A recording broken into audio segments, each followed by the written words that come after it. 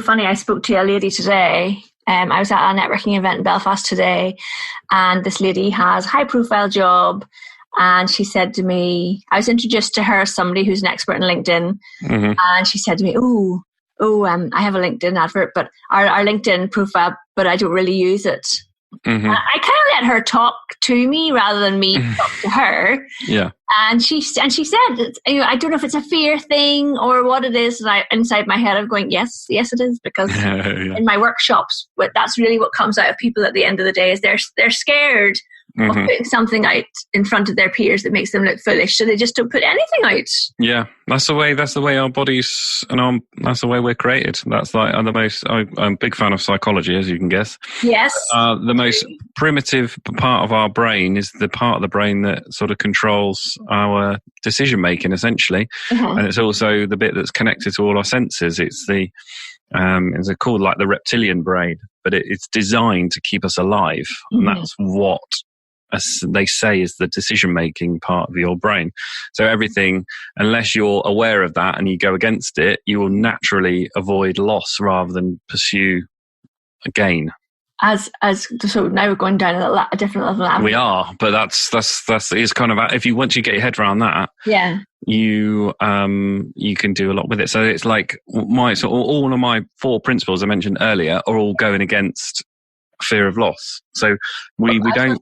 I was going to ask you, is this why I can't make a decision when I'm in a restaurant? I cannot pick from the menu. Is it because I have a fear of losing out on the best dish? I don't know. I haven't thought about it in that way. But what I do know is I feared people to people marketing. So I feared getting on camera. Yeah. I was afraid. I feared niching down because I was afraid. I feared giving out information because I was afraid people would use it and not use me. And I was afraid of failure. And those are my 4 principles that people buy from people.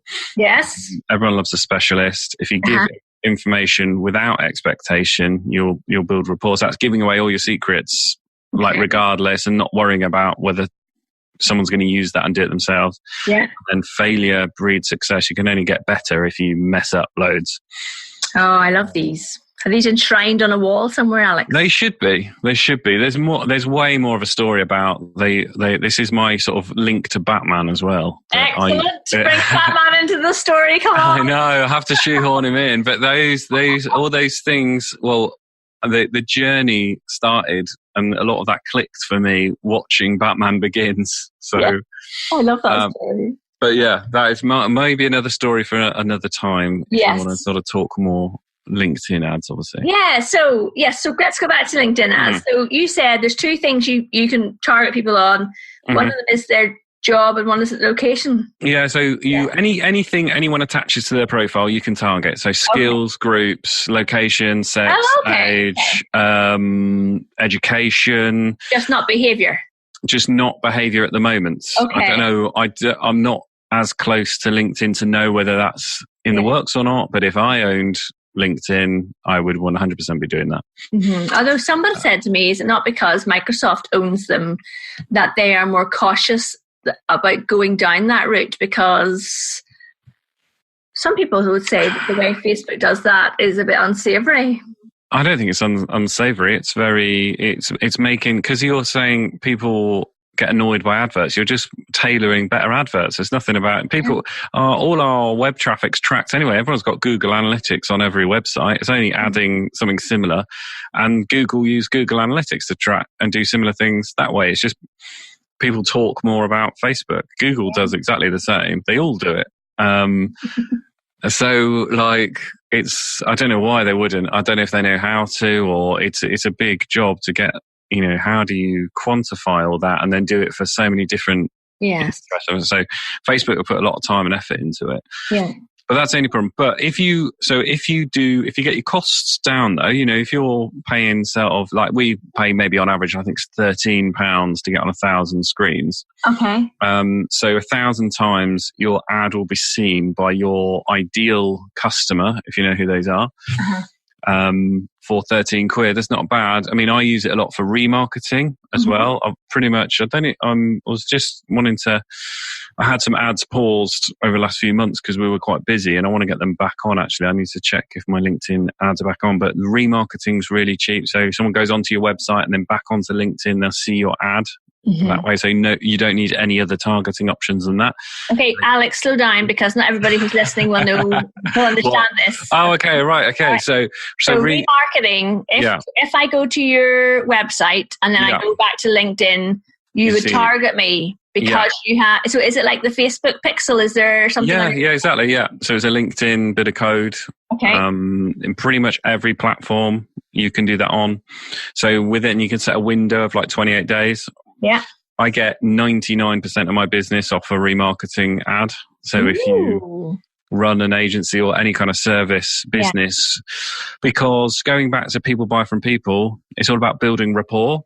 Yeah. So for me, if you can generate a lead from someone who searches for something, they land on your website and they inquire on the first click, but there's been very little time to build any kind of rapport with you when your brand.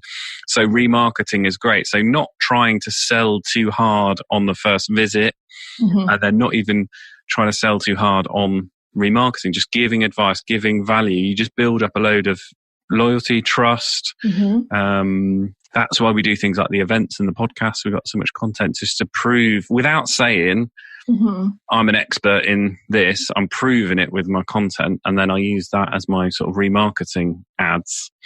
So I guess my top tip for that is then have lots of remarketing ads. So you've got your targeting set up to people that have been to your website. Yeah. And then every time they go onto LinkedIn, if they see an ad, it's always a different one. So it's not the same one saying, oh, download my free ebook or whatever. Okay. It's like, have you thought of this, ... And how do you know? ... Right. So how would you know that? So say you've got 10 different ads. Are you setting something up in the background of LinkedIn ads that stops them from seeing the same advert more than once? You'll need to check the frequency. I think, again, LinkedIn's more primitive than Facebook. With Facebook, you can set up like a bit of a sequence. If they've seen this, then put them in this audience. If they've seen this, whereas LinkedIn, I just bung a load in, and then LinkedIn will just randomly sort of pick them. So there's less science behind it. So I'll have like 20 or something in there. So the chances are, and then in your stats, you look at frequency, which is how many times that ad is seen by the same person. So, but you're still going to be doing a lot more than just letting them go to your website and forget about you. Oh, no, I think it's genius. So what constitutes a good ad on LinkedIn? What constitutes a good ad on LinkedIn? I think a good ad in general is when you not try and sell anything. You just, if you're in this mindset, it depends, because I'm in a service business and there's a lack of trust, I think, in digital marketing agencies in general. People think like SEO is a dark art and an agency will just take your retainer and not do any work. So funny how we really do have that. Like people absolutely for years by SEO. Yeah. Whereas if you are really transparent, you're not trying to sell anything. So I just add value, and people ring me up. My phone in the office rings every day without me asking for business. I have no doubt. So yeah, it's always sort of adding value. Like sometimes I'll do, because I've got a free community now. My the lead school is totally free, so they can go in. So I may say, go and sign up here, or I'll still do guides and things like that. But just adding value of like how you're different so I suppose the key is really without saying I'm a specialist in this, prove it. Yeah. So how can you prove it and just not? I know, especially it's really difficult especially when you're starting out and you don't have a lot of leads coming in. Your natural reaction is just try and grab as many email addresses or phone numbers or inquiries as possible. Actually, if you take a bit more of a long-term approach, if you just try and build rapport and trust with people, then that's when you really start getting decent business. And when they come on the phone, they've already decided, because they've seen so much of you, they've already made their mind up, they want to work with you. And again, you're not selling anything on the phone. They're like trying to Yeah, they're asking when can they work with you. Yeah, and how much does it cost? Right, cool. That's a no-brainer. Let's get on with it. That's the kind of businesses we want, Alex. That's it. That's it. So yeah, remarketing for especially if anyone's spending money on like Google ads or Bing ads, search ads, are spending a fair amount of money to get traffic, or you're working on SEO. You're just losing out on so much if you're not speaking to them again with an ad. It's so true. So I think you've convinced me to give them a go anyway. Cool, excellent. And then you've obviously got your a lot of people put stuff out on LinkedIn and it only goes to their network. Unless you've gone out there and built up your network of your ideal customer, you can use ads just to get in their feed straight away. So I don't do like the in-mail stuff. You can pay to send a message, direct message someone. I always prefer just to get in people's news feeds because they're in there because they're bored. Right. So something that's going to intrigue them. Yeah. So I don't know if you've got an example of like what sort of companies listen to the podcast. Have you got an example of someone that listens and their business, and we can give them a free ad idea? Oh my goodness! Well, Anya Crilly from Newry, which is in Northern Ireland, has an HR consultancy, and I know she listens to the podcast. Okay, brilliant. So who's her? So would it be a SME business owner? SMEs who don't have their own HR department, so they want to bring her in. Okay, brilliant. Yeah. Okay. So we would, and then would it be in Northern Ireland? So it would be literally bring her in physically. She has, I think, she's cross-border because she lives on the border. Oh, okay. So, well, let's say... I believe. Sorry, Anya, maybe that's not true. That's all right, yeah. So if we target like Northern Ireland and or is Dublin, I don't know how far that is from the border or whatever, but you'll know the location, that's it. Yeah. And then you could target, so she must know her ideal business size that doesn't have a HR. So she'll target the business owner. Maybe if she wants to tailor that to a industry as well, if she's got a case study of a manufacturing company, where she's got 2 or 3 case studies or something, so she could target manufacturing companies in Northern Ireland and the Republic, owner of a business that's only got 1 to 50 employees, maybe, and then that's pretty much it. I mean, she may want to exclude... No, she's only going to target the business owner. It will tell you how many people are in that audience size and then set up the campaign and run the ads there and see how they perform. And the actual ad would be a link to the case study of having worked with this kind of client before. Yeah, so create that page on your website, how I help manufacturing companies. Yeah. And send your traffic there. And then again, just lead with value, lead with how you would help, give them some free advice they could probably implement themselves, or just come across as trustworthy, especially that kind of business, because the business owner won't know what a good HR person is or isn't, or what they're supposed to do or not. They'll judge on, especially business owners, it's a gut feeling, it's do I trust this person? Can they do what I want and take that stress away from me? And if you can solve that, they'll come to you. You won't have to worry about anything else. And then every time they pop back into LinkedIn, there's a video of you.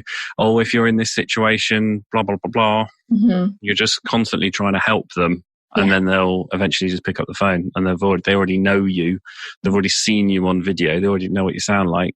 It's that rapport that you've built up without actually meeting is the key for me. Well, Anya, I hope you enjoyed that. Yeah, bit free. There you go. Absolutely free. Don't owe me a dime for that. She will love it. But that's the same philosophy for any business. If you're if it's a service business where it's like, especially with a business owner, especially that SME, because it's more they don't often have to go and to committee with a board or anything. I like those sort of company sizes. Yes, they can just decide to bring you in. Yeah, so when you start dealing with corporates, then you've got to think a bit more structured detail, because it's got to go to committee and everything like that. But that sort of SME, you can, just win over the owner and make them like you by not trying to sell to them, and that'll be a winner. I'm just thinking about a case study for myself right now.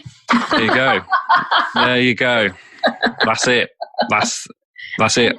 When you're working with clients, Alex, does it You know, do they come to you and say, we want you to do paid advertising, or is it something that you introduce your clients to? We probably introduce it to them. So yeah, before I niched and started doing content and everything, people will come to me with specific things like, I want to do search, and then they'll compare my price to a kid in their bedroom or someone in India or whatever. Now they come to me with like,